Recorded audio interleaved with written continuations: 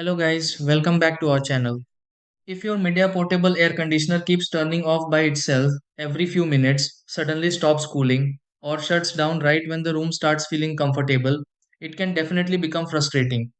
Sometimes the unit powers back on after waiting, while other times it keeps stopping again and again for no clear reason. A problem like this can happen because of airflow restrictions, temperature settings, drainage buildup, overheating, or temporary system glitches that are easy to overlook. Before assuming something major completely stopped working, there are a few simple things worth checking because many shut-off problems can improve after quick adjustments. In this video, let's go through several easy steps to help fix a Midea portable air conditioner that keeps shutting off. Try these. Step 1. Check airflow around the Midea portable air conditioner and remove anything blocking vents. Step 2. Clean the filter inside the Midea portable air conditioner if airflow feels weak. Step 3. Adjust settings on the Midea portable air conditioner if temperature goals feel too low.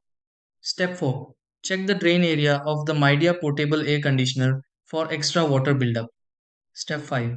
Restart the Midea portable air conditioner briefly to refresh operation. Step 6.